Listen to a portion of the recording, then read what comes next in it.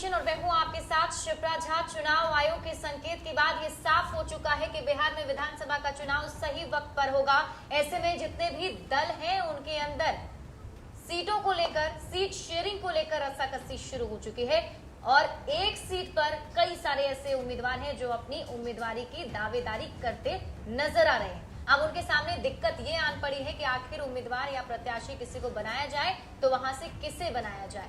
लेकिन news for nation आपको उन तमाम जानकारी आपको देने वाला है, ऐसी जानकारी देने वाला है जो ये आपको बताएगा कि कौन से उम्मीदवार कौन से सीट से उतरने वाले हैं। इस पर हम कई बार से बातचीत कर रहे हैं, लगातार ये सीरीज भी हम चला रहे हैं। आज हम बात करने वाले हैं पूर्वी चंपारण जिले की, और इस जिले के बारे में अगर हम आपको बताएं तो यहाँ से 11 विधानसभा की सीट है और आज हम ये रिवील करने जा रहे हैं, एक्सक्लूसिवली आपको ये बताने जा रहे हैं कि पूर्वी चंपारण के 12 विधानसभा सीट से महागठबंधन की तरफ से कौन सा उम्मीदवार उतरेगा और एनडीए की तरफ से वहां पर महागठबंधन के उम्मीदवार को कौन चुनौती देगा। इस पूरे डिस्कशन में मेरे साथ मेरे वरिष्ठ सहयोगी विवेकानंद भी मौजूद हैं। इन्हीं से जानेंगे वो पूरी जानकारी कि इस बार के समीकरण क्या है, वहां पे हालात क्या है, कौन से उम्मीदवार वहां पर आ सकते हैं, कौन कौन से उम्मीदवार रेस में है और बीते चुनाव का यानी कि 2015 का वहां पर क्या कुछ चुनावी समीकरण था। फिलहाल 12 सीटों को लेकर कई सारे ऐसे लोग हैं जो अपनी दावेदारी दे रहे हैं। रेस में बहुत सारे लोगों का नाम सामने आ रहा है, लेकिन क्या लगता है कौन से वहां से संभावित उम्मीदवार हो सकते हैं दोनों ही दलों के बीच से? देखिए, पूर्वी चंपारण जिला में 12 विधानसभा क्षेत्र हैं। अगर हम संसदीय मतलब लोकसभा क्षेत्र वाइज हम बात करें तो पूर्वी चंपारण जिले में जो 12 विधानसभा क्षेत्र हैं उसमें पूर्वी चंपारण संसदीय क्षेत्र में 6 विधानसभा क्षेत्र हैं। शिवहर लोकसभा क्षेत्र में 3 विधानसभा क्षेत्र वो पूर्वी चंपारण जिला का पड़ता है, और जो पश्चिम चंपारण लोकसभा क्षेत्र है उस क्षेत्र में भी इस जिले के 3 विधानसभा क्षेत्र पड़ते हैं। तो इस तरीके से कुल 12 विधानसभा क्षेत्र पूर्वी चंपारण में है। तो इस लिहाज से उस जिले का काफ़ी महत्वपूर्ण है पॉलिटिकल दृष्टिकोण से अगर हम बात करें तो, क्योंकि अब तक वहाँ पिछले कई सालों के चुनाव को छोड़ दें, राबड़ी राज के चुनाव को छोड़ दें, तो बाकी दौर में वहाँ बीजेपी का दबदबा रहा है। लालू के राज में भी वहां पर बीजेपी के विधायक जीता करते थे। तो ऐसी स्थिति में वह सीट काफी महत्वपूर्ण है, वह जिला जो है काफी महत्वपूर्ण है। उन 12 विधानसभा क्षेत्रों पर आज हम चर्चा करेंगे कि कौन सी सीट जो है, अभी चूंकि महागठबंधन और एनडीए में सीटों को लेकर के रस्साकसी जारी है। महागठबंधन में जहां आरजेडी सबसे बड़ी पार्टी है, उसकी पूरी कोशिश है कि हम अधिक से अधिक सीटों पर लड़ सकें। वहीं कांग्रेस की तरफ से भी दबाव लगातार बनाया जा रहा है और कहा जा रहा है कि हम 80 सीट लेंगे, हम 70 सीट से कम पर समझौता नहीं करेंगे। कुछ इस तरह की बात कांग्रेस की तरफ से भी आ रही है। तो इसको लेकर के वहीं उपेंद्र कुशवाहा की पार्टी भी महागठबंधन में है। हालांकि जीतन राम मांझी अब तो उस पार्टी में, उस महागठबंधन में नहीं है।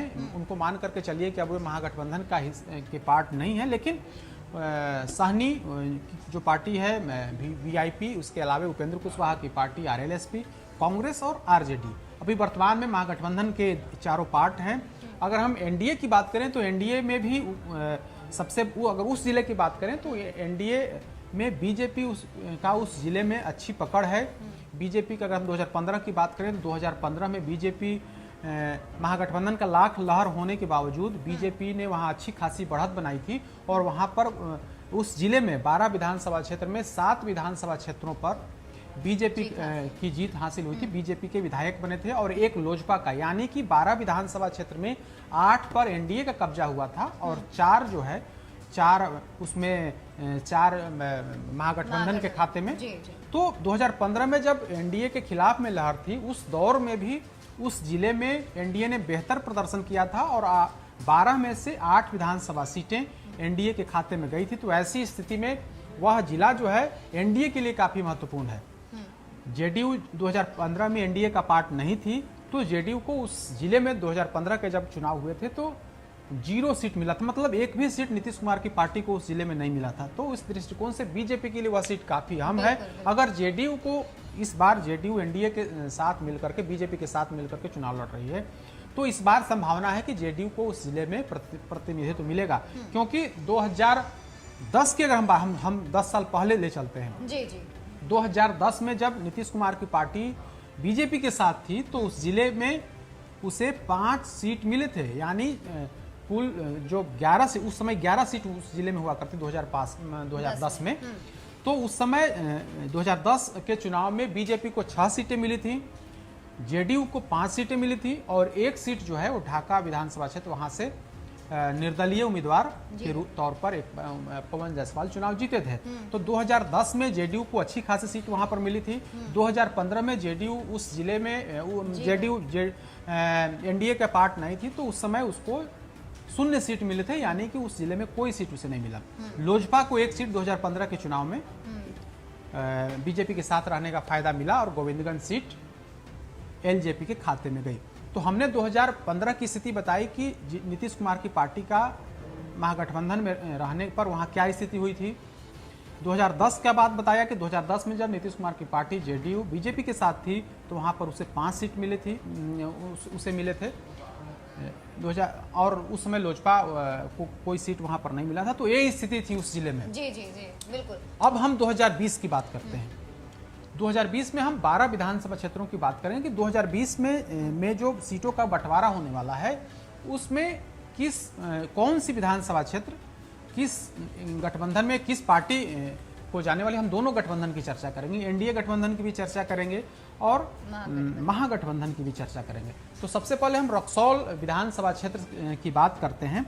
रक्सौल विधानसभा क्षेत्र नेपाल का सीमावर्ती क्षेत्र है। हाँ। अगर हम लोकसभा क्षेत्र की बात करेंगे तो वह रक्सौल सीट जो है वो पश्चिम चंपारण लोकसभा क्षेत्र में आता है, लेकिन चूंकि जिला पूर्वी चंपारण है तो हम रक्सौल से इसकी शुरुआत करते हैं। रक्सौल में काफी समय से वहां पर बीजेपी का कब्जा है। वहां से सिटिंग विधायक हैं अजय कुमार सिंह। अजय कुमार सिंह पिछले कई दफे से उस सीट का प्रतिनिधित्व लगातार करते आ रहे हैं, जबकि वहां पर राजद को बार बार हार का सामना करना पड़ा। 2015 के चुनाव में भी राजद कैंडिडेट को थोड़े अंतर से हार का सामना करना पड़ा था। तो वैसी स्थिति में हालांकि जो इस बार खबर है कि बीजेपी को तो वह सीट बीजेपी के खाते में तो वह सीट रहेगी, क्योंकि वह सिटिंग सीट है। तो वैसी स्थिति में वह सीट बीजेपी के खाते में रहेगी। लेकिन जो बड़ी खबर यही है कि वहां से बीजेपी का कैंडिडेट बदला जा सकता है। अच्छा। वहां से अजय कुमार सिंह की टिकट कट सकती है, उनकी जगह पर अधिक संभावना है कोई दूसरा कैंडिडेट बीजेपी वहां पर उतारे। इसकी पूरी खबर जो है पूरी जानकारी है कि वहां से कैंडिडेट जो है सो बदला जा सकता है। इस पर नेतृत्व पर भी नेतृत्व के स्तर पर चर्चा चल रही है और जो जानकारी है उसके अनुसार उनकी टिकट पर संकट के बादल हैं बीजेपी कैंडिडेट जो वर्तमान सिटिंग विधायक हैं। देखिए वो उस सीट का, अगर हम रक्सौल सीट की बात करें तो रक्सौल सीट का जो अब समीकरण है, जो सामाजिक समीकरण है, वो जिस कास्ट से बिलोंग करते हैं उसका जो क्षेत्र है वो कट करके अब सुगौली विधानसभा क्षेत्र में आ गया है। मतलब उनके समाज का वोट अब उस विधानसभा क्षेत्र में नहीं है। तो वैसी स्थिति में और बड़ी नाराजगी भी है, कई बार से वो चुनाव जीतते आ रहे हैं तो उनको लेकर के काफी नाराजगी भी है क्षेत्र में। तो ऐसी स्थिति में जो चर्चा है, जो खबर है, हालांकि बीजेपी नेतृत्व की तरफ से भी सर्वे कराया गया है, जो जानकारी है उस सर्वे में भी उस विधायक के प्रति लोगों ने रिपोर्ट निगेटिव किया है। तो ऐसी स्थिति में उन पर संकट के बादल हैं और पूरी जो संभावना है कि उनका टिकट कट सकता है। तो बीजेपी के जो सिटिंग विधायक हैं उन पर टिकट का संकट है। दूसरी तरफ अगर हम बात करें महागठबंधन की, तो महागठबंधन में वह सीट एक बार फिर से राजद के खाते में 100% उम्मीद है कि राजद के खाते में ही हो रहा है, क्योंकि पिछली दफा भी वह सीट राजद के खाते में थी और वहां से काफी कम अंतर से वहां के जो राजद के कैंडिडेट थे वो चुनाव हारे थे। इस बार भी पूरी संभावना है कि उन्हीं सुरेश यादव को राजद कैंडिडेट बना सकता है। हालांकि कई दावेदार हैं, कई नामों की चर्चा है, लेकिन पूरी संभावना है कि एक बार फिर से राजद जो है वहीं उसी लोकल जो कैंडिडेट हैं उन पर दाव लगाए। तो हमने रक्सौल की बात बताई, अब हम सुगौली की बात करते हैं। रक्सौल से सटा हुआ जो विधानसभा क्षेत्र है वो सुगौली विधानसभा क्षेत्र है। सुगौली भी पश्चिम चंपारण में आता है, पश्चिम चंपारण लोकसभा क्षेत्र में ही आता है। जिला पूर्वी चंपारण है लेकिन लोकसभा क्षेत्र पश्चिम चंपारण है। तो सुगौली में भी पिछली 4 दफे से वहाँ 3 दफे से रामचंद्र सहनी बीजेपी के विधायक चुनते आ रहे हैं। उनकी लगातार उस क्षेत्र में जीत होते रही है, लेकिन इस बार उनकी उम्र अधिक हो गई है। तो ऐसी खबर है कि बीजेपी उनका टिकट काट करके किसी नए चेहरे को वहां पर मैदान में उतार सकती है। जी। तो उनके टिकट पर भी संकट के बादल हैं, क्योंकि उनकी उम्र काफी अधिक हो गई है। पहले वे शिक्षक हुआ करते थे, शिक्षक से रिटायरमेंट के बाद वे राजनीति में आए और राजनीति में आकर के बीजेपी के टिकट से वे लगातार 3 बार से वो विधायक वहां से बनते आ रहे हैं। तो इस बार खबर है कि उनकी सीट जो है सो कट सकती है। अगर हम महागठबंधन की बात करें तो महागठबंधन में वो जो खबर है कि वह सीट एक बार फिर से राजद के कोटे में जाने वाली, पिछली दफे 2015 में भी वह सीट राजद के कोटे में थी। तो इस बार भी पूरी संभावना है कि वह सीट राजद के खाते में जाएगी और वहां से राजद का कैंडिडेट होगा। नाम कई हैं, लेकिन अभी तक कोई स्पष्ट नहीं है।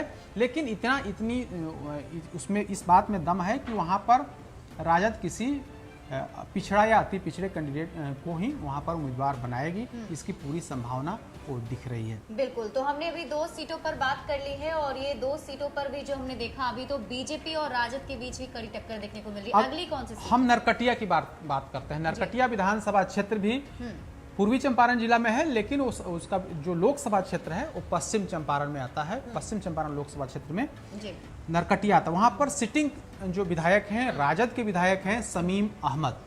वो राजद 2015 के चुनाव में राजद के कैंडिडेट शमीम अहमद वहां से चुनाव जीते थे।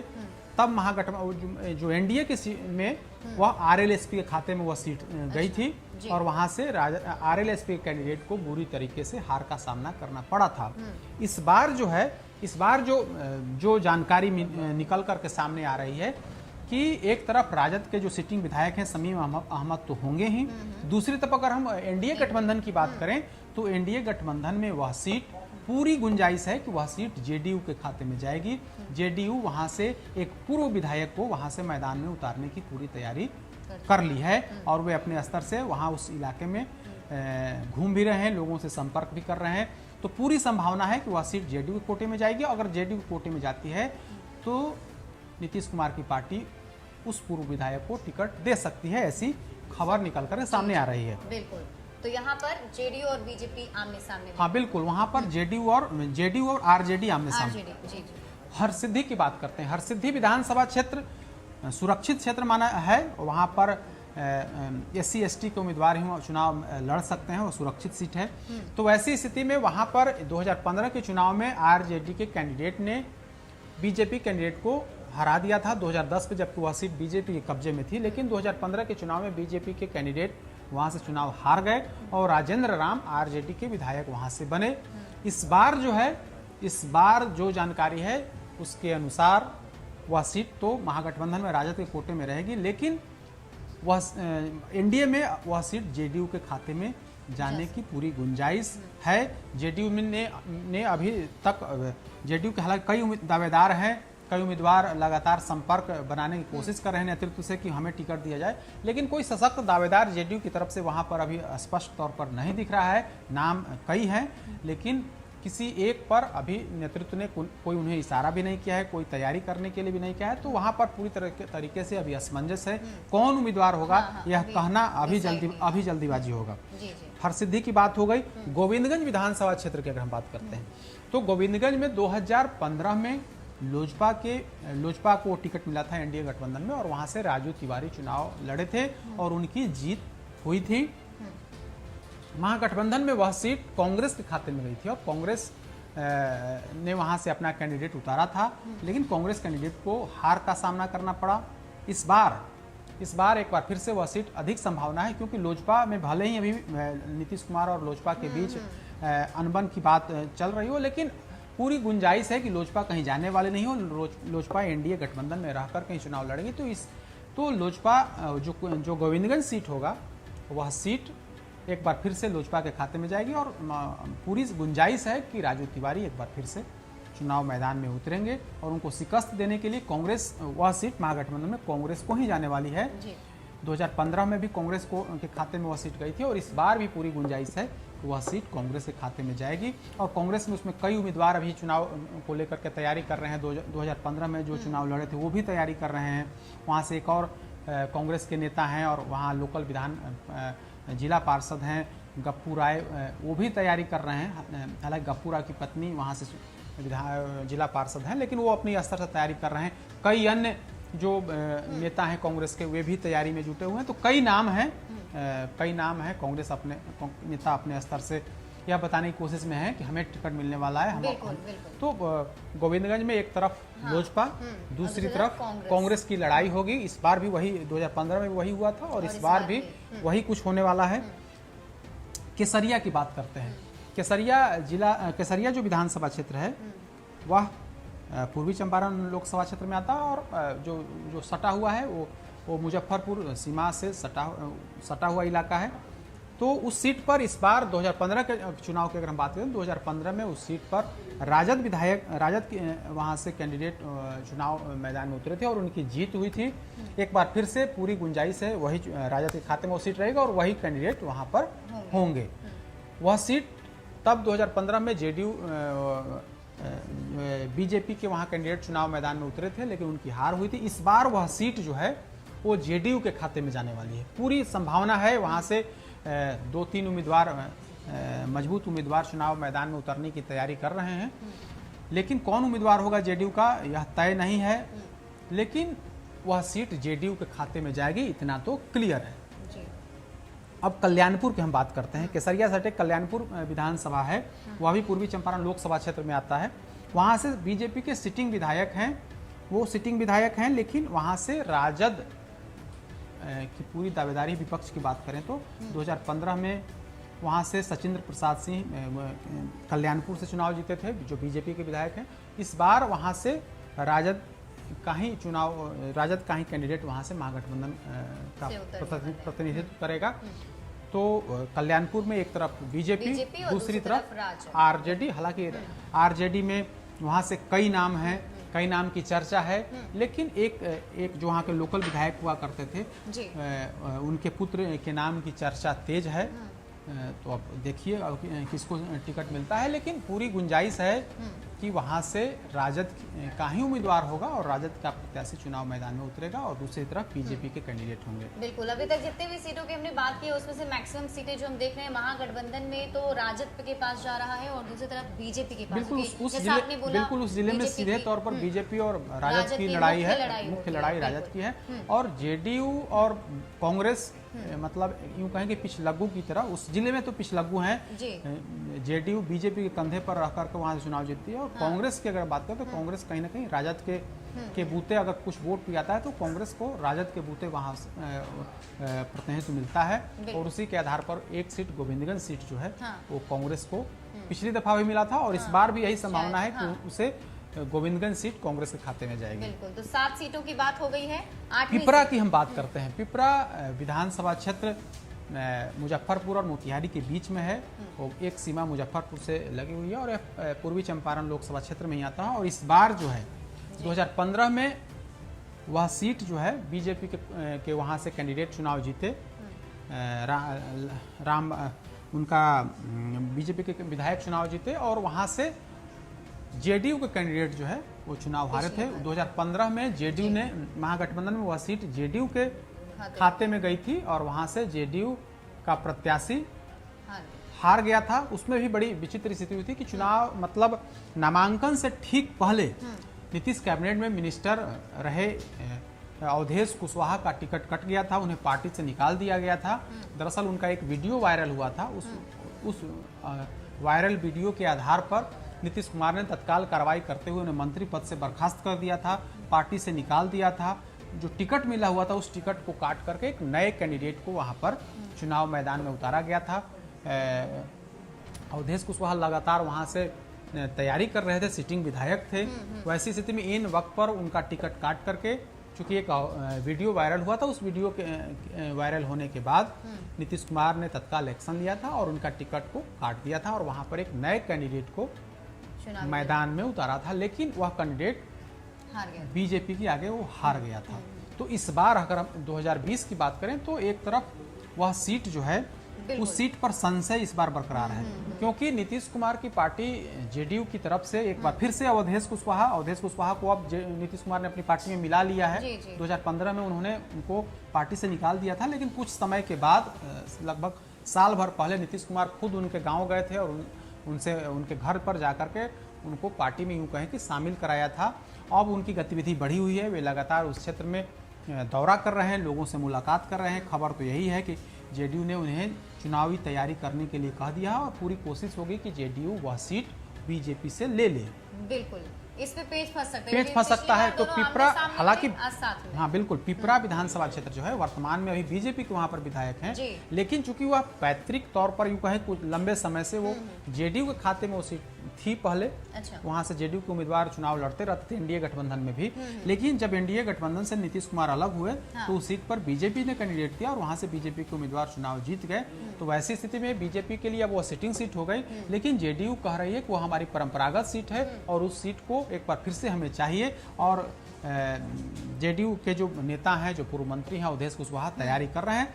तो एक तरफ वो उस सीट पर एनडीए गठबंधन में पेच फंस सकता है, लेकिन हम आरजेडी की अगर बात करें तो आरजेडी में भी कुछ पेच फंसने की गुंजाइश दिखती है।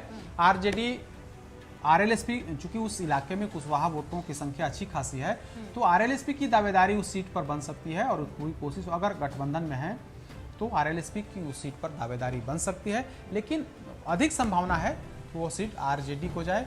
और एनडीए की बात करें तो एनडीए की पूरी कोशिश, एनडीए में पूरी कोशिश होगी नीतीश कुमार की वह सीट हम फिर एक बार फिर से वापस ले लें। अगर ऐसा होता है तो वहाँ के सिटिंग विधायक का टिकट कट जाएगा और वे बेटिकट हो जाएंगे। जी जी। और वहाँ से नाम की जो चर्चा है वो अवधेश कुशवाहा के नाम की चर्चा है जेडीयू की तरफ से। जी जी, जेडीयू की तरफ से। अब आइए मधुबन में जो सिटिंग विधायक हैं बीजेपी के राणा रणधीर सिंह, वो बिहार 29 कैबिनेट में मिनिस्टर भी हैं, सहकारिता मंत्री हैं। दूसरी तरफ 2015 में वो चुनाव जीते थे। दूसरी तरफ शिवजी राय हैं जो पहले पूर्व विधायक रह चुके हैं, वहां से उन्हीं को हरा करके राणा रणधीर सिंह चुनाव जीते हैं। तो महागठबंधन से पूरी संभावना है, हालांकि 2-3 संतोष कुशवाहा सहित के कई नामों की चर्चा है वहां पर, लेकिन एनडीए गठबंधन में बीजेपी के कैंडिडेट वहां से चुनाव राणा रणधीर सिंह चुनाव लड़ेंगे और दूसरी तरफ शिवजी राय की अधिक संभावना है कि वह महागठबंधन से महागठबंधन में आरजेडी से वहां से चुनाव लड़े। तो मधुबन में आरजेडी वर्सेस बीजेपी का मुकाबला होने की पूरी गुंजाइश है। मोतिहारी की बात कर लें, मोतिहारी पूर्वी चंपारण जिला का जिला मुख्यालय है। मोतिहारी की अगर हम बात करें तो मोतिहारी में भी 4 बार से बीजेपी का वहां पर कब्जा है। वहां से प्रमोद कुमार विधायक हैं वर्तमान में बीजेपी के और नीतीश कैबिनेट में मंत्री भी हैं। वे नीतीश कैबिनेट में कला संस्कृति मंत्री हैं। वे पिछले यूं कहें कि 2005 से वे लगातार चुनाव जीत रहे हैं। 2005 में जब 2005 में 2 बार चुनाव जीते, उसके बाद फिर से लगातार 2010 का चुनाव जीते, 2015 का चुनाव जीते हैं। तो इस बार उस सीट पर कड़ा मुकाबला होने की पूरी संभावना है। खबर है कि इस बार राजद एक बड़े मिशन पर काम कर रही है और राजद भी उसी समुदाय से, वैश्य समुदाय से कैंडिडेट को उतार सकती है, ऐसी पूरी गुंजाइश है, क्योंकि वहां पर का जो सामाजिक समीकरण है उसको देखते हुए राजद की इस बार की पूरी कोशिश है कि उस सीट को हम बीजेपी से छीन ले। और यह तभी छीन सकते हैं जब उसके वोट बैंक वाले के उम्मीदवार को उस समुदाय के उम्मीदवार को वहां पर चुनाव मैदान में उतारें। तो पूरी कोशिश है, राजद की तरफ से पूरी कोशिश है कि उस सीट पर हम वैश्य समुदाय के कैंडिडेट को उतारें। कई लोगों के नाम की चर्चा है, उसमें जो जानकारी है उसमें एक बड़े वैश्य नेता को लेकर के पार्टी के भीतर सहमति बनी है और उनके नाम पर चर्चा है। जो 2015 में जो चुनाव लड़े थे, लालू प्रसाद के खास कभी पीए हुआ करते थे, आज भी उनकी नज़दीकी है, विनोद श्रीवास्तव। इस बार उनका पत्ता कटना साफ है। राजद इस बार उन्हें मैदान में उतारने नहीं जा रही है, हालांकि उनकी पूरी कोशिश है कि वो एक बार फिर से टिकट लें, लेकिन इस बार जो जानकारी निकल करके सामने आ रही है उसमें तेजस्वी यादव कोई कॉम्प्रोमाइज करने की स्थिति में नहीं है। उन्हें हर हाल में जिताऊ कैंडिडेट चाहिए ताकि उस सीट पर उनकी कब्जा हो सके, क्योंकि लंबे समय से वह सीट बीजेपी के खाते में है। पहले वह सीट आरजेडी के खाते में हुआ करती थी, लेकिन अब जो है बीजेपी खाते में ऐसे में पूरी कोशिश होगी तेजस्वी यादव की तरफ से कि किसी एक वैश्य उम्मीदवार को वहां से चुनाव मैदान में उतारें ताकि प्रमोद कुमार को वहां से पटकनी दिया जा सके और उस सीट पर कब्जा किया जा सके। तो वहां पर सीधी लड़ाई होगी राजद बनाम बीजेपी की। अब देखना होगा, लेकिन स्पष्ट है कि वहां से राजद का कैंडिडेट होगा और दूसरी तरफ बीजेपी का कैंडिडेट होगा। बिल्कुल एक कड़ी टक्कर यहाँ पर भी देखने को मिलेगी। चिरैया की बात करें, चिरैया विधानसभा क्षेत्र जो है वह शिवहर लोकसभा क्षेत्र में आता है। इस जिला भले ही पूर्वी चंपारण में, लेकिन शिवहर लोकसभा क्षेत्र में आता है। तो शिवहर में अभी सिटिंग विधायक बीजेपी के हैं, तो दूसरी तरफ वह सीट राजद, दूसरी तरफ वह राजद के खाते में वह सीट जा सकती है। पूरी गुंजाइश है। 2015 में भी वह सीट राजद के खाते में थी, लेकिन राजद के कैंडिडेट वहां से हार गए थे और बीजेपी के कैंडिडेट वहां से चुनाव जीते थे। हालांकि कांग्रेस का भी दावा है कि वह सीट हमें दी जाए। वहां से कांग्रेस से एक बार पहले विधायक भी रह चुके हैं कांग्रेस पार्टी के। तो ऐसे में कांग्रेस की भी उस सीट पर दावेदारी है कि वह सीट मुझे दी जाए, लेकिन पूरी गुंजाइश है कि वह सीट राजद के खाते में मिल सकती है ही रहेगी। 2015 में वो सीट राजद के खाते में थी। ढाका की अगर हम बात करें तो ढाका अल्पसंख्यक क्षेत्र माना जाता है। वहाँ बड़ी आबादी अल्पसंख्यकों की है। वर्तमान में वहाँ पर फैसल रहमान राजद के विधायक हैं। 2010 में वहाँ पर निर्दलीय विधायक के रूप में पवन जायसवाल चुनाव जीते थे, लेकिन 2015 में फैसल रहमान वहाँ से राजद के टिकट से चुनाव जीते। इस बार जो खबर है कि वह सीट जेडीयू के कोटे में, वह सीट जेडीयू के खाते में जाएगी। अब जेडीयू किसे उम्मीदवार बनाती है, कई नामों की चर्चा है, लेकिन जो जानकारी है उसके अनुसार वह सीट जेडीयू के खाते में जाएगी, क्योंकि वहाँ पर एक तरफ अल्पसंख्यक उम्मीदवार होगा और दूसरी तरफ जो होगा वो उसमें 2-3 नामों की चर्चा है। नाम स्पष्ट हम नहीं करेंगे क्योंकि किसी एक व्यक्ति का नाम लेना भी उचित नहीं है, लेकिन वहाँ पर 2-3 नामों की चर्चा है। 2-3 नामों की चर्चा है। बिल्कुल, वहाँ के सामाजिक समीकरण को, जातीय समीकरण को देखने के साथ ही जेडीयू अपने कैंडिडेट को उतारेगा। बिल्कुल वो फिट भी बैठने वाला होगा। बिल्कुल ढाका सीट बड़ा महत्वपूर्ण सीट है और वह शिवहर विधानसभा क्षेत्र में पड़ता है, और जो शिवहर इलाके से भी वो सटा हुआ क्षेत्र है। पहले 2010 में हमने पहले बताया कि 2010 में वहाँ से निर्दलीय विधायक के तौर पर पवन जायसवाल चुनाव मैदान में उतरे और चुनाव जीते भी। लेकिन 2014 आते आते वे बीजेपी में शामिल हो गए, और बीजेपी में शामिल होने के बाद एक बार फिर से 2015 का जब विधानसभा चुनाव हुआ तो बीजेपी ने उन्हें अपना कैंडिडेट बनाया, लेकिन 2015 के चुनाव में उन्हें हार का सामना करना पड़ा। फैसल रहमान राजद के टिकट पर वहां से चुनाव जीत गए, और एक बार फिर से पवन जायसवाल की पूरी कोशिश है कि वे बीजेपी उन्हें उम्मीदवार बनाए। इसको लेकर के वे लगातार प्रयास भी कर रहे हैं, लेकिन सीट को लेकर सस्पेंस है। वह सीट जेडीयू और बीजेपी को लेकर के सस्पेंस है कि पूरी संभावना है कि जेडीयू को वह सीट चली जाए। ऐसी स्थिति में फिर बीजेपी के लिए वहाँ मुश्किल हो, क्योंकि बीजेपी से ही अब वर्तमान में वे बीजेपी में हैं पवन जायसवाल। वैसी स्थिति में उनके लिए चुनाव लड़ना मुश्किल होगा। अब देखना होगा गठबंधन में क्या कुछ हो पाता है। तो हमने 12 विधानसभा क्षेत्रों का अलग अलग बताया कि कौन सी विधानसभा क्षेत्र में कौन पार्टी चुनाव लड़ने वाली है, कि उस विधानसभा क्षेत्र में महागठबंधन में कौन दल का उम्मीदवार होगा, एनडीए गठबंधन में किस दल का उम्मीदवारी मजबूत बन रही है। हमने इस पूरी बात बताई। तो इस तरीके से अगर हम बात करें तो एनडीए की बात करें तो 12 विधानसभा क्षेत्रों में जेडीयू को 4 सीटें मिलने की संभावना है उस जिले में। अगर बहुत अधिक होगा तब 5 सीट, लेकिन जो जानकारी है उसके अनुसार 4 सीट से अधिक जेडीयू के खाते में नहीं जाएगी। एक सीट जो है, एक सीट लोजपा के खाते में, चूंकि वो सिटिंग सीट है गोविंदगंज, तो 5 सीट हुआ। बाकी का जो 7 सीट बचेगा उस पर बीजेपी अपना कैंडिडेट उतारेगी। कुल मिलाकर के वहां पर यही स्थिति रहेगी। राजद की अगर हम बात करें तो राजद में जो है पूरी संभावना है कि राजद 10 सीटों पर वहां पर उस जिले में 10 सीटों पर चुनाव लड़े। एक सीट कांग्रेस को और एक सीट आरएलएसपी को, यानी कुल मिलाकर के 10 सीट वहां पर राजद वहां से चुनाव लड़ेगी, और जो 2 सीटें बचेगी वो अपने सहयोगी दलों को देगी। बिल्कुल, तो ये एक्सक्लूसिव जानकारी हमने आपको दी। न्यूज फॉर नेशन ने आपको बताया कि यहाँ पर, यानी कि जिस जिले की हम बात कर रहे हैं पूर्वी चंपारण जिले की, वहाँ के 12 विधानसभा सीटों पर महागठबंधन की तरफ से कौन से कैंडिडेट होंगे, कितनी सीट कौन सी पार्टी को मिलेगी, और इसके अलावा हमने आपको ये भी बताया कि एनडीए में वहाँ पे जितनी भी सीटें हैं उसमें से कौन कौन सी सीट किनके खाते में जाने वाली है। तो अगले दिन होगी किसी और जिले की बातचीत। तब तक के लिए आप हमारे साथ जुड़े रहिए और देखते रहिए न्यूज फॉर नेशन।